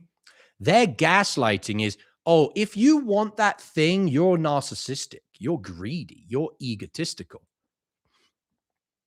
They're just gaslighting you. The solution is you got to change your environment. Almost impossible to be around that negativity, to be around people that associate your desire for beauty, growth, expansion, abundance, excellence with negative associations. You have to break free of that. Now, as some of you may know, I trained Alex Hormozi's old gym launch sales team, and Hormozi says many people don't want the best version of you. They want the version of you that best serves their comfort and their ego. When you succeed, it holds up an uncomfortable mirror to their own decisions, effort levels, and stagnation. But remember this as we start coming to a close on this training. That is not everyone. There are closers inside the Unicorn Closer Mastermind that are working on their own comfort zone, their own egos, their own reflections in the mirrors, their own effort levels, their own decisions, their own stagnations. And when they're actively pursuing growth in those areas, they are nowhere near, if not completely, unthreatened by other people that are going places. When you start doing those things, you're no longer threatened by other people. And so get yourself in an environment where people are praising people for earning $90,000 a month in commissions, which was MJ this week. Closers going on private jets, closers earning $100,000 a month, closers buying their dream houses, dream cars. Get in environments where those people are praising each other. And the only way they're able to praise each other is not because they've got sales training. It's because they've got internal mastery training to work on their egos, to work on their insecurities, to work on their rationalizations, where they, prior to joining the Unicorn Closer Mastermind, were these subversive depreciators. Subversive means they would do it like on the sly. They had other people that were being more successful, maybe their friends, parents, significant other, whatever, and they would like try and covertly, praise, say well done, but really they would like have these little activities which were truthfully, they're pissed off. The only solution to this is you start becoming the person that is doing that honest inner work, and then you can help other people praising their wins. So join communities which are, it's not even about sales. It's not about the price to join. It's about what is going on the inside. Know them by their fruits. What is going on the inside of the Unicorn Closer Mastermind is inner work, handling your ego. When you do that, you can actually transcend this sixth breakthrough. Another quote for that is, some people want to see you on top of the mountain, and some people want you to keep them company down in the valley. Usually, groups, masterminds that are all inclusive, that are cheap, that have sales teams that are going to objection handle you in, give you a bunch of payment plans so you can kind of work your way through your lack of commitment and just put it on a payment plan. Usually those environments are the ones where you have people with the biggest ego, because big ego equals big fear, and big fear is taken advantage of by mass market programs. Small communities don't deal with people that can't face their fear. We don't bring anyone into the Unicorn Closer Mastermind that needs a sales call or a conversation or a payment plan, because we don't want to inseminate the environment with fearful people, because exactly what we're talking about would happen. One bad apple will rotten the cart. The reason it's one of the reasons it's a high price, high investment, there's a minimum time commitment, there's a standard of excellence, there's no payment plans, there's no sales calls. The reason, a big part for all of this, is your ability to do things like set goals, which is one of the 8 pieces of internal mastery, will be heavily influenced by the people that you're around. If you're around people that don't want to see you do better than them because it makes them feel uncomfortable, you will keep running into a hurdle and a roadblock with setting your goals. Because you run into this feeling of like, I do actually want that thing, but I don't want to tell anybody. Because if I tell them, they'll associate that with narcissism or egotisticalness or greed or materialism. How about, instead of you keep running up against this brick wall, just change your environment and the door will be open. You'll be like, oh, wow, this is super easy. Nobody else is making me feel guilty for wanting a nice supercar. Okay. Hopefully this makes sense. It is up to you at the end of the day, folks. You have to be ruthlessly honest about your environment and who you're around. And I'll tell you straight up, the people who want to see you fail, the ones who doubt themselves and play small, they're always the ones who say, ooh, I don't want to invest more than $299 a month. I'll go test XYZ first. I'll do a free 7-day trial. I'll dip my toe in the water. Those people are weak. They are scared, pathetic little bitches. And they're absolutely always the crabs in the bucket who try to pull you down. But listen to this very carefully, because you're here now thinking, yeah, those bad people, those crabs in the bucket, fuck them. That is victim mentality. Why are you still in the bucket? The question is never, why are all these bad crabs trying to pull people down? That is outsourcing the problem. That is externalizing. Look inside of you.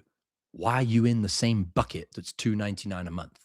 Why are you in the same group of mass market, low standard peasants?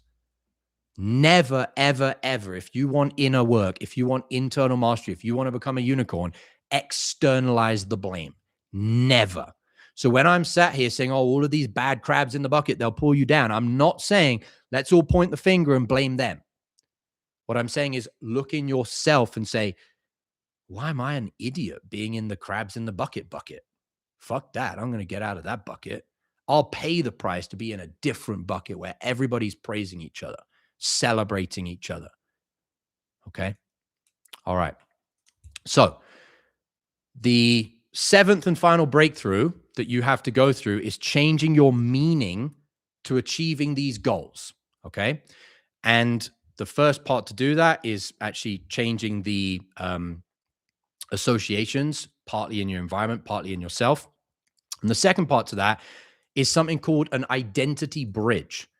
You change the meaning between these two things. You take on ownership, you take on responsibility that earning your right to a dream and better life is going to be represented by you having these material things.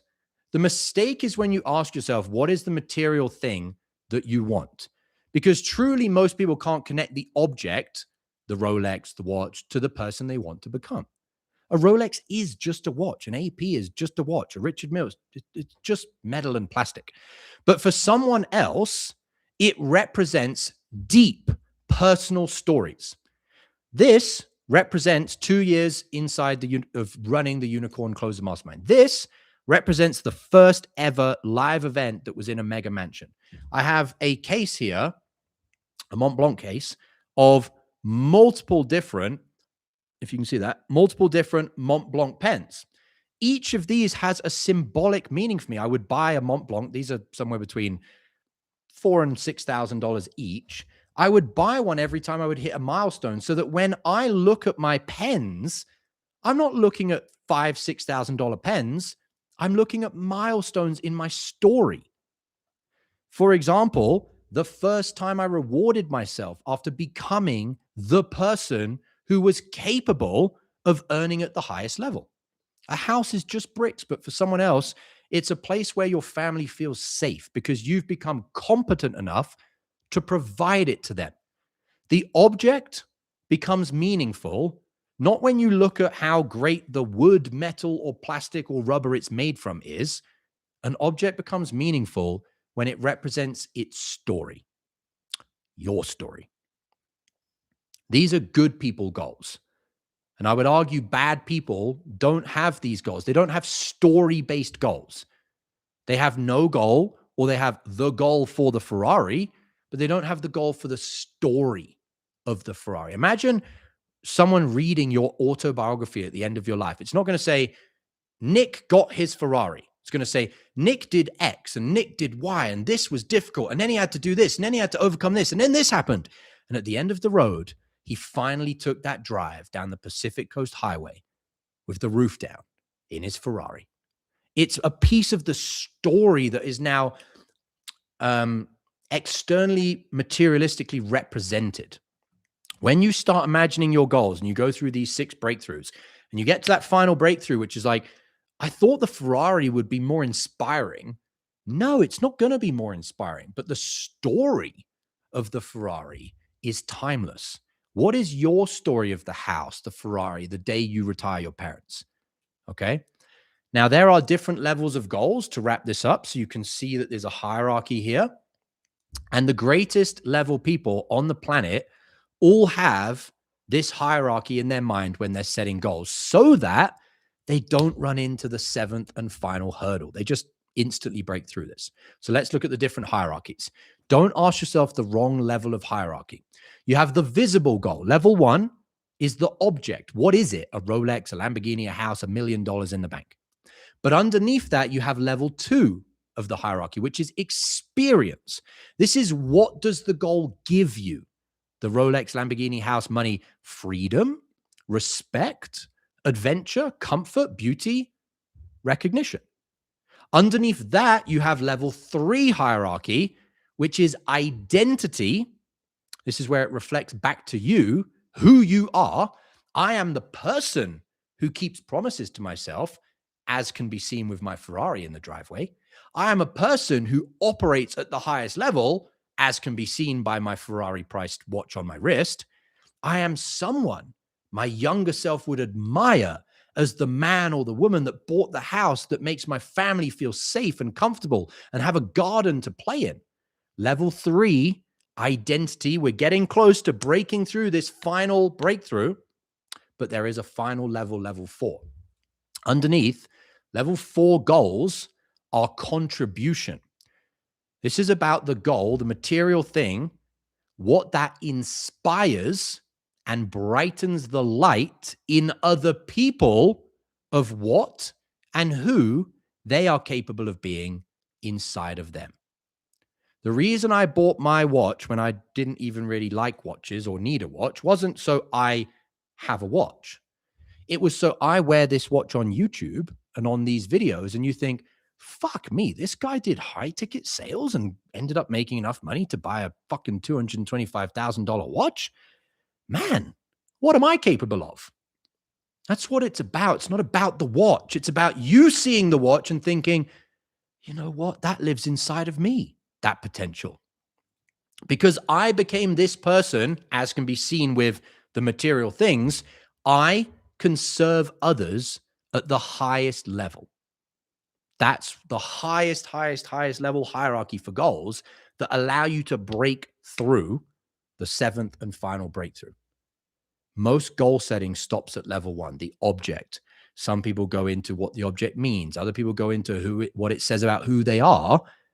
The fourth level, unicorns, set goals because of what it says about other people, not about what it says about you. What you've proven to yourself proves to other people what they could be. It's the highest level goal setting. Okay. So in conclusion, we've gone through all seven. Let's do a very quick wrap up. Number one, the voice inside your head. Breakthrough number one. It ain't there randomly. It's never going to go away until you actually set goals and accomplish them, because that voice inside your head says someone has to do it. Perhaps I'm capable of doing it. Then you run into the next goal, which is, but I've got all these options and I don't want to close off all my other options. Don't be Peter Pan that has all these options, wanting to never grow up and become someone, and then you end up growing up having become nobody. There's another famous quote, which is like, most people die at 35, but they're not buried till 65. Don't be that person that's breathing and living, but you're not alive. Okay. Number three, the third breakthrough. Okay. I know I need to grow up. I know I need to be an adult. I know I need to fucking pick a goal. And then you're like, but like, why? Like, why do I actually need to pick a goal? Because then it will channel everything that you're capable of into one direction and you'll actually start moving. When you have a scattered energy system that's looking at all these different options, you really make no progress because of inertia. You need a lot of energy to make progress in life, especially with reality creation. You're only going to create a new reality when all your faculties are pointed in one direction. And then you'll be like, I'm actually seeing progress. Okay, so that's breakthrough number three.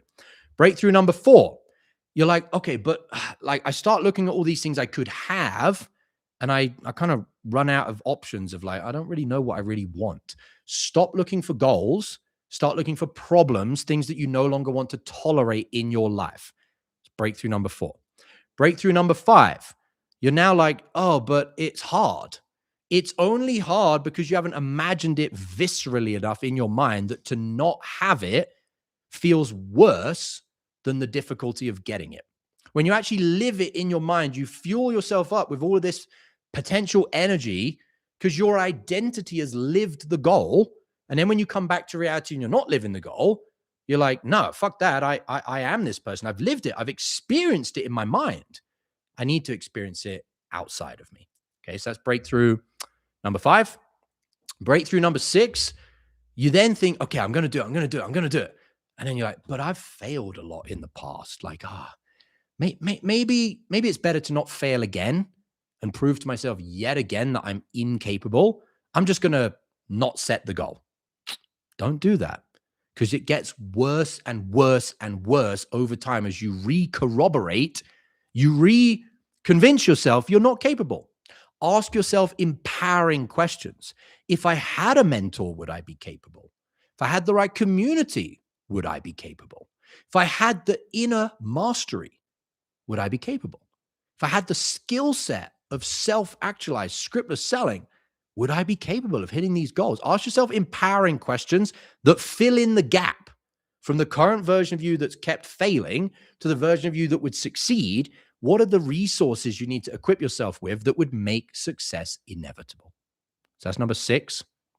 And then number seven, final breakthrough, is you imagine now you've got all the resources. I can get this thing. And then you're like, okay, I've imagined the house, the watches, the Ferraris, whatever. I kind of feel empty. After 30 minutes of imagining it in my head, don't really feel like I got that much from the Ferrari that took me a year to accomplish. No, you're not going to get that much from that meaning, that association of it was just an egotistical, narcissistic, material goal. But when you shift the value hierarchy of the goal from material thing to what the material thing represents an expression of freedom, reality creation, control, internal mastery, your full potential, you take it up another hierarchy, which is, I've forgotten it off the top of my head now. The third one is who it says you are, so your identity. And then from the identity of who it says you are, the final hierarchy is what it says about other people. If you can be this, what can they be? So when you now have your imagination of driving your Ferrari, the image shifts. Listen to this. I don't imagine driving my Ferrari and being like, I'm having such a great fucking time in my Ferrari going 60 miles an hour so I don't get a speeding ticket. It's not that fun. You know what I imagine? What I imagine is driving my Ferrari, parking it, and a bunch of kids come up to me. Wow, Mr. Sir, wow, you got a Ferrari? And I see the light shine in these kids' eyes of like, it's freaking possible. That's what makes the goal meaningful when the symbol is not about the material thing, what it means to you, what it says about you. It's about illuminating that in other people. Now, when you imagine how hard it's going to be to get the goal, you're like, there's nothing greater than that. There's nothing greater than shining my light so other people have permission to shine their light too. The deepest reason all of you should pursue your goals is because then you can show other people that they can be great. To not go after your goals is to say the exact opposites, like the innocent bystander in the bully story. Are you as bad if you're the bully or if you're the person watching the bully and you don't stop him? You're just as bad if you don't step in. Just because you're not telling people that they can't hit their goals, you're just as bad by not hitting your goals. You're the innocent bystander standing there, not hitting your goals, not locking in on them, not going for them, and you are sub-communicating to other people in your life, other people in the universe, you're not capable either. You are literally another one of the crabs in the bucket until you go after your goals. You are contributing to the averageness, the feebleness, the lack of excelling in their full potential of all the other people in the world. This is the butterfly effect. This is the compound effect of every individual little person that doesn't go after their goals is contributing to the mass market mind virus of we're not capable of anything. Our greatest potential is having 2.2 children, a 9-to-5 job, and making over 100K a year in salary. No, that's not human beings with divine spirit inside of them's great potential, 100 grand a year. No, it's not. It's you having everything external so other people see the material things for a symbol. It's a beacon of hope to other people that they can become someone. Your wife can become someone. Your children can become someone. Your neighbor can become someone. Your church can have people inside it that become connected to their full potential. You park the Ferrari and wear your watch outside your house that's a mega mansion. And yes, there'll be people that, call it the wrong thing. Oh, you're an egotistical prick. But there will be other people that see that. And even if they don't want to say it outside them because they're scared of getting guilted and shamed, they're thinking, one day I'm going to have that. If you look at the story of every successful person, if you read biographies, they usually had two things: a bunch of people that didn't believe in them, and they had someone that they looked at that thought, I used to wash rich people's cars outside their house, and I used to go and see their house and think, you know what, this is pretty cool. I like this mega house with this infinity pool. Every successful person once had an idol. And now watch this. We go full circle to the first breakthrough. Do you remember what the first breakthrough was? There's a voice inside your head that says someone has to do this. Perhaps I'm capable of doing it. Do what? Get the goal? Get the Ferrari? No. Someone has to do this. The this is, why don't you be the idol? Someone has to. Why not you? Why don't you become some little boy or some little girl's idol, when they see your wealth and your abundance and your excellence and your ability to transmit an energy, a frequency of commitment and excellence that can bend fucking reality, why don't you be the messenger that shows them through the life that you created and the life that you lived, the life that they could live? We go full circle through the 7 breakthroughs. Why not you? That's why you've got the voice inside your head. Something is telling you, I want to inspire. Okay. So let's wrap this up.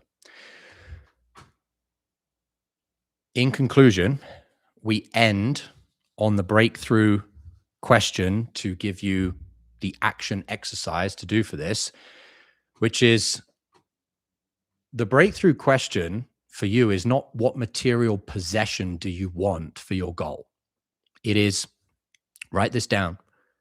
What material possession represents the evidence that you became the person you know you're capable of becoming? What would the thing be? Is it a Ferrari in the drive? Is it a watch on your wrist? Is it seeing your parents smile because you're on a cruise ship holiday with them every year and spending quality time with them that you've paid for? Don't ask yourself what the material possession is that you want. Ask, what would it look like if I step into my divine intuition? What would the material possessions be outside of me that represent the evidence that I became who I know I'm capable of becoming? You reverse engineer it. You're not lacking desire for your goals. You're lacking symbolic imagination. You cannot see the object as a milestone in your transformation. And that's why you struggle to see these things. The car isn't a goal. The car is a trophy placed at the end of a psychological journey.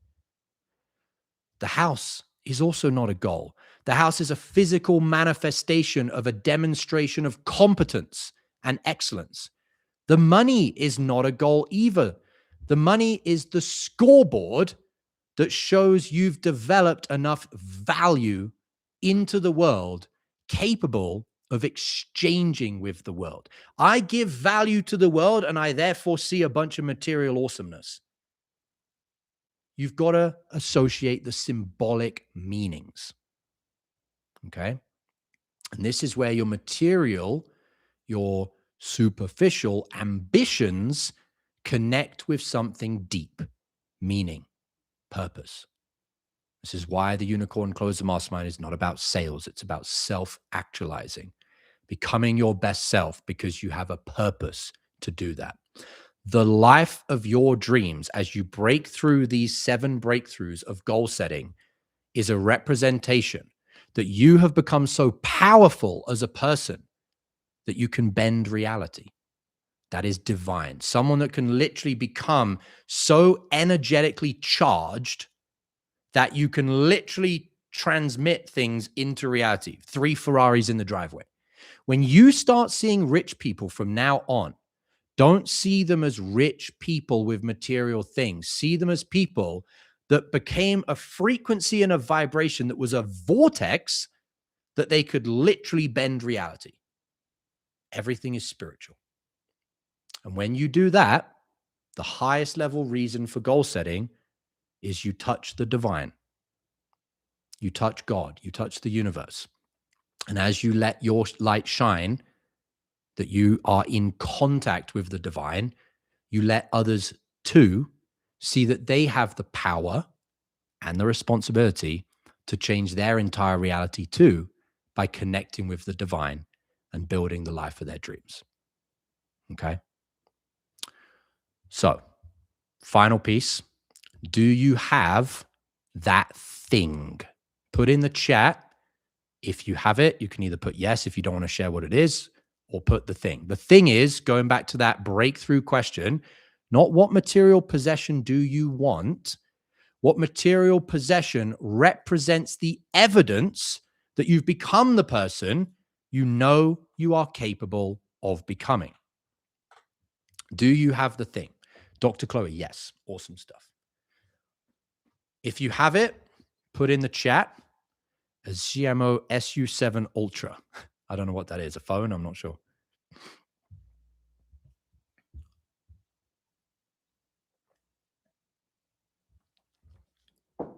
All right, let's wrap up. So what is that for you? Remember what it is. Write it down. Put it in the chat. $1,500 horsepower car. Cullinan. And then now the question is, if you've said, yes, I have the thing, remember what this is all about. The breakthrough question: what material possession represents the evidence that you've become the person you know you're capable of becoming? You have that thing in mind. The final question is, how much longer are you not going to live up to that person who could be, who would be, and who should be in possession of that thing if you become everything that you know you could be and the best version of yourself? How much longer, if that thing represents you becoming everything you could be and you don't have it right now, how much longer are you not going to live up to that person? Okay. All right, folks, we have 8.5 minutes more and we'll have been going for 2 hours, and I'll answer some questions if you have any. For those that are more recent on Instagram, I haven't said this for a while. I can't see clear enough on my tiny little phone the Instagram questions or your names. If you want to contribute and engage and ask me a question, easy, just go over to YouTube where I have a big screen in front of me and I can see the chat. Go to YouTube. We're live on YouTube. Hit subscribe, and then I can see your chat and your comments. Okay. So I'm going to read through some of these questions. Not any longer. Denick, good stuff. I can feel as if I can see all of my limiting beliefs from the side now and feel the power to transcend them. Awesome stuff. If anybody has a question you would like to ask me on YouTube, put it in the chat. I'll answer questions if there is any for a few minutes. If not, I'm going to go.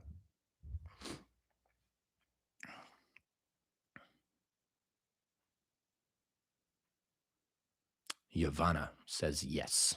Awesome. Folks, if nobody has any questions, we'll wrap up. How to grow out of chasing women. I'll let you know once I'm there. Charity versus luxury item. Internal conflict of value, from Jonas.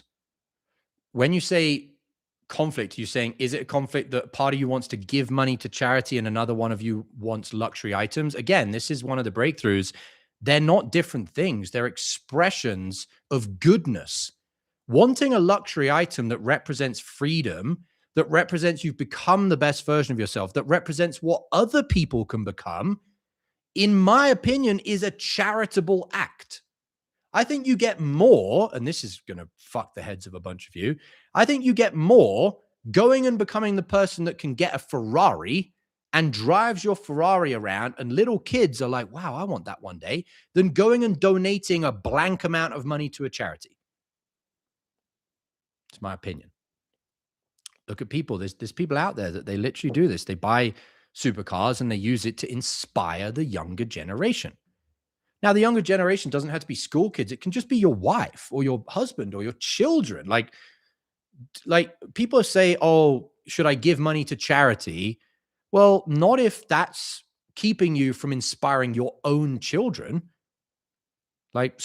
Charity starts at home, as they say. Now, I'll give you a personal example. I've given money to charities, to a dog shelter, to take dogs off the street that were horribly beaten up. And I'm very proud of that. But for me, it's not one or the other. It's, I'm going to do all of these things. I'm going to get the car, get the watch, get the house, run the mastermind, take members on private jets, take them to mega mansions, and give money to charity, because anything where I stop and I say that's enough, what I'm saying, what I'm communicating is not that's enough for me. I'm saying that's enough for you. Meaning I'd stopped growing. I stopped becoming more. You're not capable of more. I know that I'm always a beacon of an example to other people. Therefore, I don't stop. There is no, this is enough. There's enough for me if the meaning was material possessions, but they're not about material possessions. That's what I went through in this training. They're about symbolic meanings of different hierarchies. A material thing, what the material thing represents, freedom, speed, excellence, beauty, aesthetics, etc. The identity of what it says about me, and the highest level hierarchy, what it says about what you, what they, what other people outside of you can become.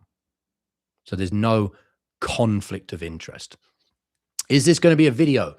I'd like to watch it from the beginning. It should be. We're live on YouTube, and I believe this will go uploaded onto YouTube after. How do you stay courageous when fear tries to rob you of your personal growth? How do you transcend it? Going through these different 7 breakthroughs. So one of the ones that will help you if you rewatch the video is when we get fear, it's because the thing on the other side of the fear hasn't been balanced. And the thing on the other side, the fear, is the imagination. And then the other thing on the other side of the fear is your environment. You're around all of these people that are telling you, you're not capable enough, and also telling you you're a bad person if you go after these things. So change your environment where if you had a mentor, would you not have less fear? If you had a community, would you not have less fear?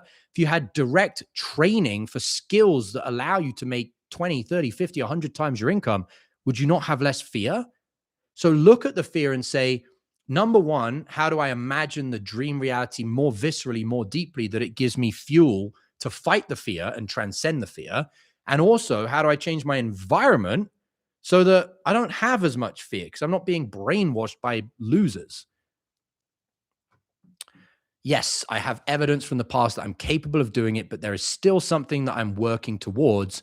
I don't have that yet. Shows me that I'm not the version of myself. Absolutely. If you don't have it, you are not that version of yourself yet. What's up, Nicola? Got a bunch of people on the live that are on the inside of the Unicorn Closer Mastermind, where we're going to continue to apply this training, implement. And again, the mentorship, the training, the community is something that came up multiple times in these 7 breakthroughs. The Good Plan 2603 says, I've struggled to make money for so long, and once I had made some money, I felt worse. What would be your advice on reversing that? Again, change the meaning for the money. If you pursued the money without having the internal mastery of symbolism and purpose and fulfillment and contribution and service and impact, then even I would have got to a point where I bought a bunch of things and went, I still felt bad or I felt worse. But I don't have these things because I thought they were going to make me feel better. I have these things because I know the version of me that has meaning and purpose in life demonstrates the results, the wealth of becoming the best version of yourself. There isn't an identity that I can hold inside of me where I don't have these things, because that just tells me that I'm telling other people that they're worthless and incapable too.